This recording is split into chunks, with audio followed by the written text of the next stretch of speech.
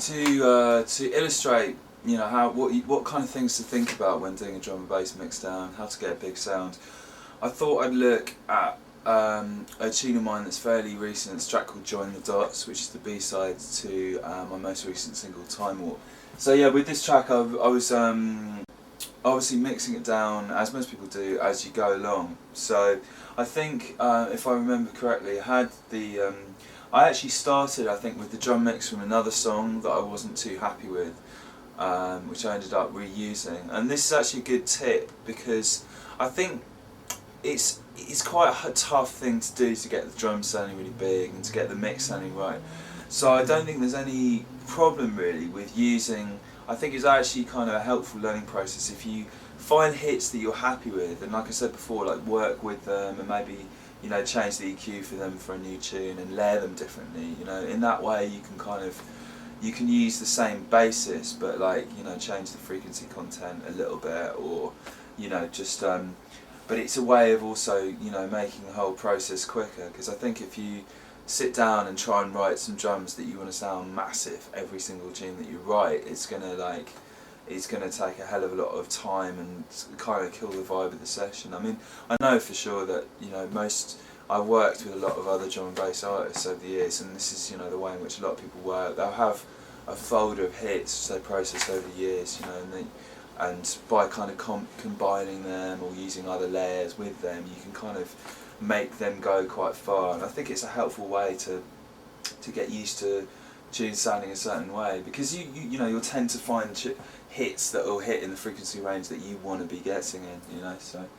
So I'll bring up the drum tracks here just to quickly show you. This is that is essentially all the drums there. Most of these things are sort of cymbals, or in fact in this tune I kind of made a point, because it's got quite a sort of electro-y, but housey kind of sound to it.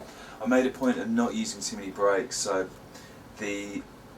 all the stuff in between the breaks are kind of in between the hits are things like I wanted to use white noise as for the hats, for example, and I've got some longer kind of more splashy white noise sounds, which kind of adds to the groove a bit. And then there's essentially just the main hits and some hi-hats and stuff, and this combination ended up working the best to kind of make it sounding like I wanted it to sound.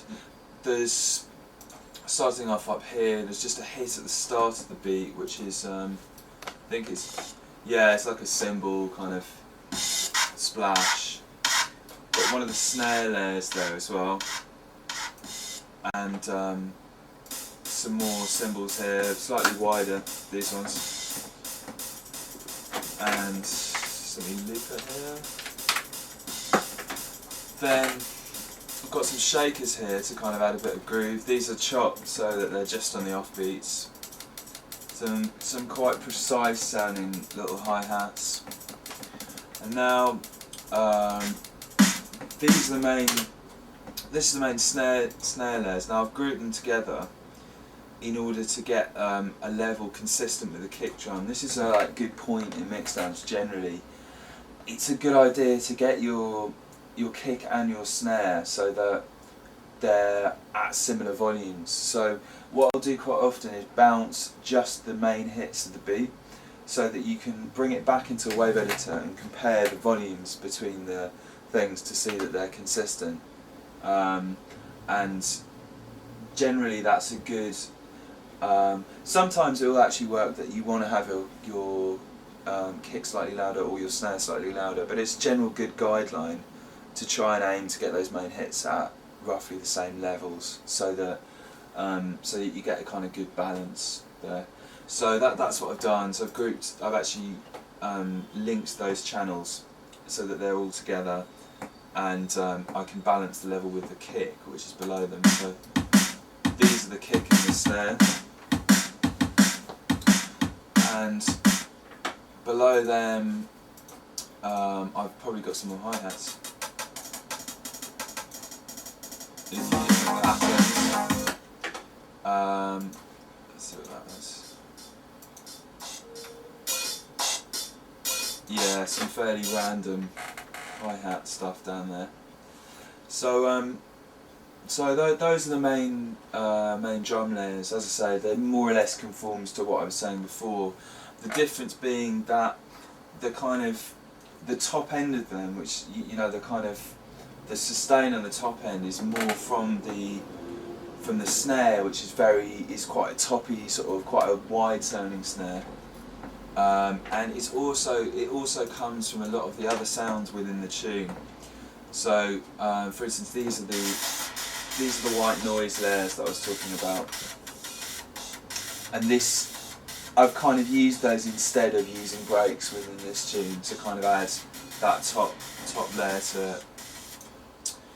And they're just, you know, this is just white noise that I've put together in a synth. I think I did it in Massive, and it's kind of syncopated with filter curves and stuff to give it a bit more rhythm.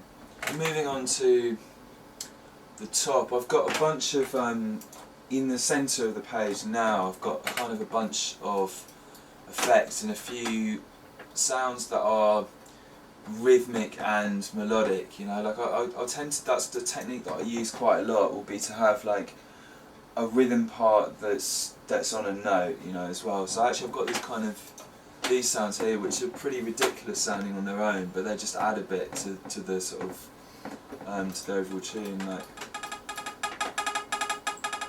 And then I've got sounds like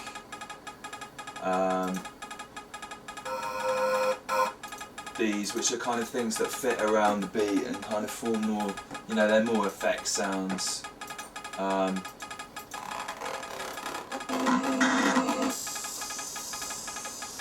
That kind of adds a bit more interest to the rhythm part. So I'll just bring a few of these so they're unmuted.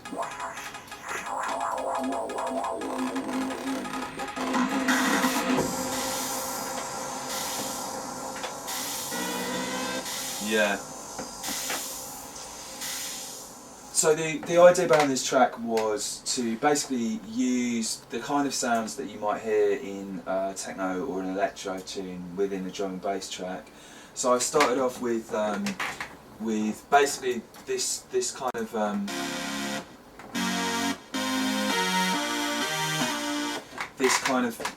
pad sound, which like in various forms you hear in a lot of electro stuff, and it's basically I like that sort of sound a lot, so I spent a lot of time working out how to make that kind of sound. It's like a very wide major chord, so the actual major note in the triad chord is like way up on one of the oscillators. It's like the highest note of the chord.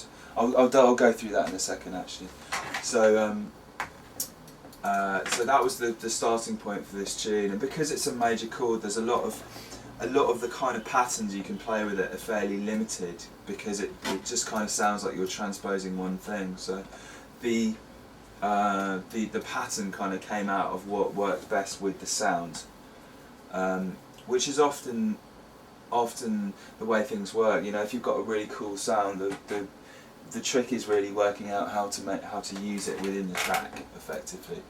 So I decided to basically do a section where the pad was kind of really sustained, and then a section where it was really syncopated. So that's how the tune kind of evolved, basically, from going from this section here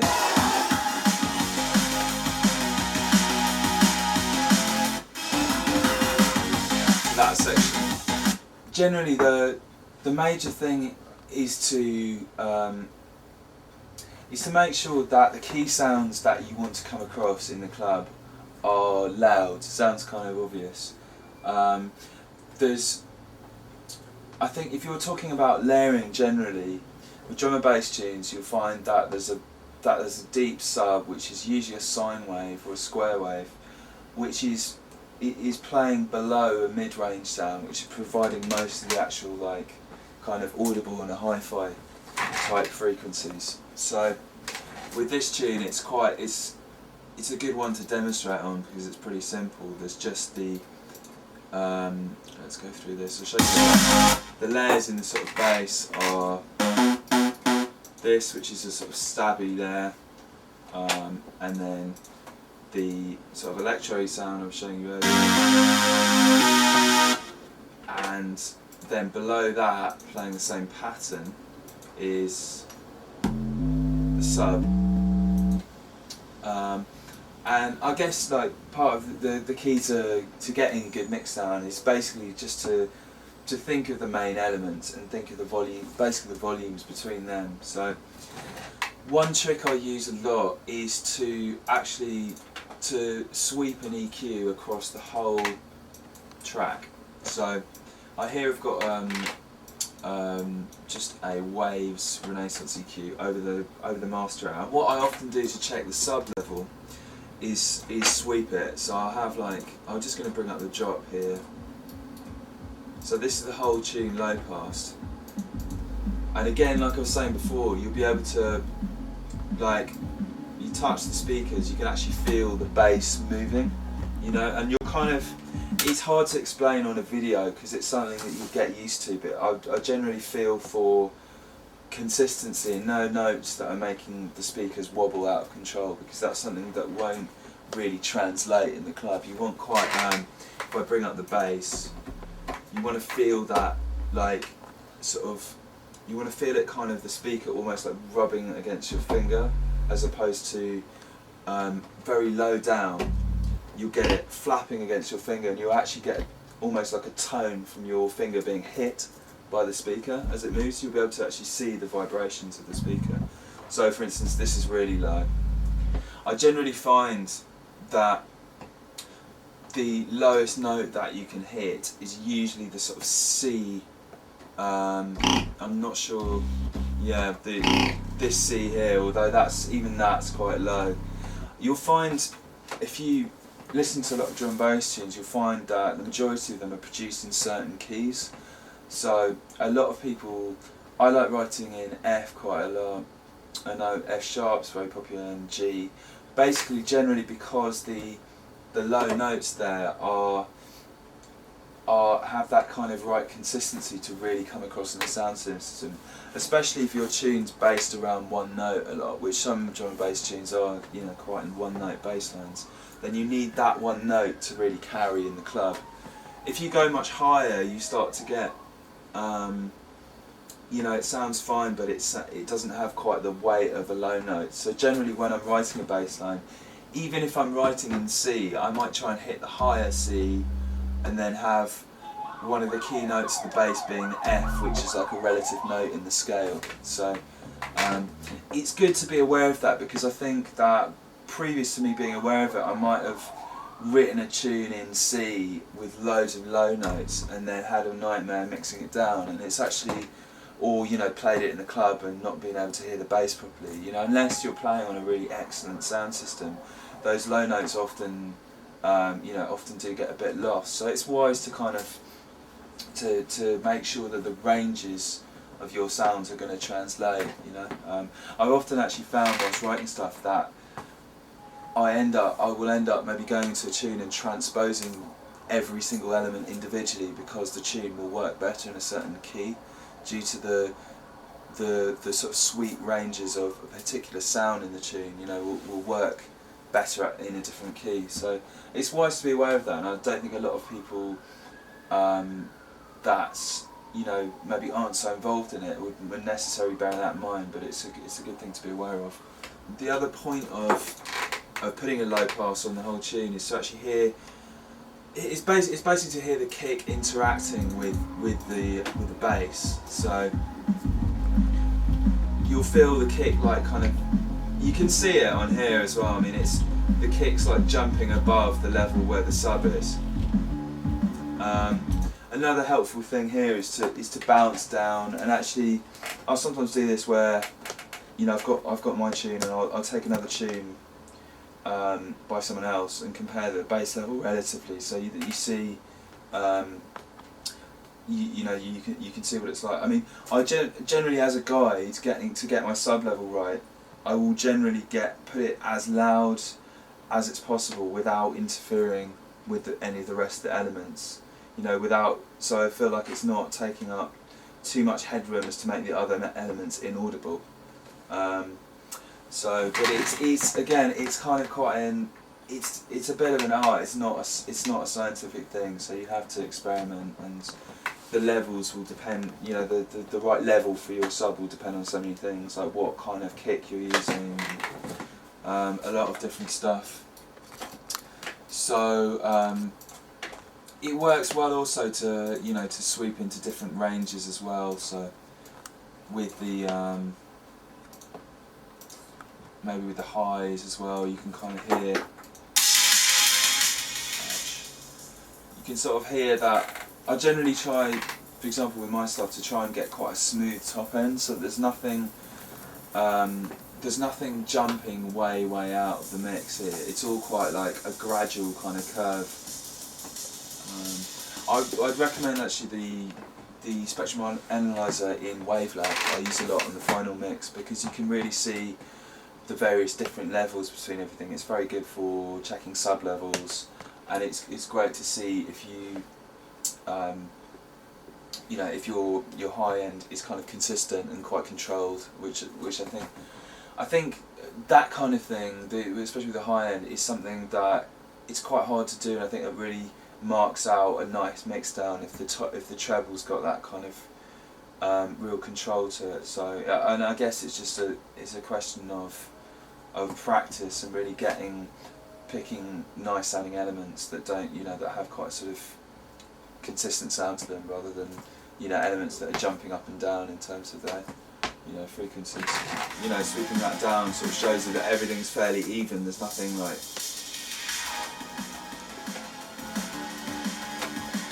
nothing jumping out. I thought it'd be good also to talk about the processing that people do on the whole tracks. Now, like when I was starting to release drum and bass, my stuff, the general sort of consensus is that you shouldn't process your entire mix at all. Now, practically everyone that I've worked with does some sort of whole mix processing, or has a technique for getting their tunes A, loud, and B, sounding massive, and I think although loads of mastering engineers would advise you against doing this, I think I wouldn't be afraid of experimenting with processors over the whole mix. Personally, what I use is I actually generally try and leave more dynamics in my mix within Cubase than you would perhaps want, and then I actually I export the entire wave and put it into T-Rax, which is it's a dedicated mastering program.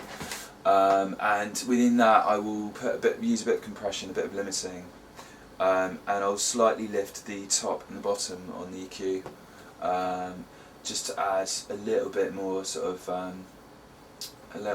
kind of sweetness to the top. But I mean, various people work in different ways.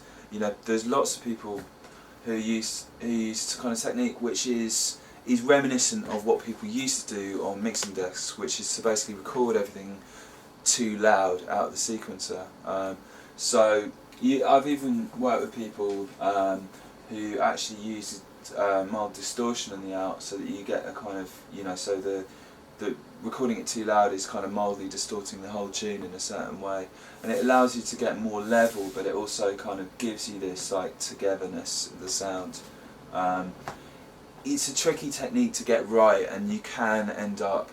It's this point where it's most handy to reference, because sometimes you'll do a master and it won't be right, and you need to redo it. But it really does add a lot of extra.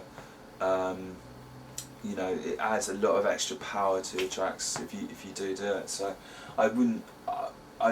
My advice to people would be not to be afraid of doing any processing like that, because basically everyone does it in one way or another, whether it be limiting or over normalising even, you can do, or recording it too loud, or like I do, which is a kind of combination of a lot of those things, basically mixed compression. So what I do is export the whole thing and then just process it afterwards, and make sure that I hadn't sort of destroyed the relationship, the level between any of the sounds and stuff. I separate the two processes out, but plenty of people would actually do it within the sequencer. I just find that I prefer the sound of the standalone T-Rax compared to the plug-in version, so that's what I use. But like I say, there's plenty of there's a lot of choice, which kind of makes it more difficult in a way. But there's lots. I mean, lots of people use the Waves limiter. There's a very good limiter in Logic that I know a lot of people that use, and yeah, there's plenty of different things you can use for it. But I definitely think it's actually becoming an integral part of the process. So it's definitely not something that I would. I think it's definitely something that you should, if you're having trouble getting the correct sound, I think it's important to look at. I mean, I'd also stress that generally the way I work would be to get something sounding as good as possible before that stage. But I think it definitely adds a little extra something, and especially if you're going for that really big sound, you need to have a certain amount of compression over the whole thing to really make it kind of pump, and but it's tricky. It's something that you might need to alter levels of. For instance, I mean, one thing that I do, I know I know the Pendulum guys are fans of this, is to actually, I mean, plenty of people do this, is to actually have the drums, the main drum hit slightly too loud, so that the rest of the track is actually, when the compression's hitting, is actually compressing the hits more than anything else and bringing them into the whole thing, and that helps to give you a really solid sound.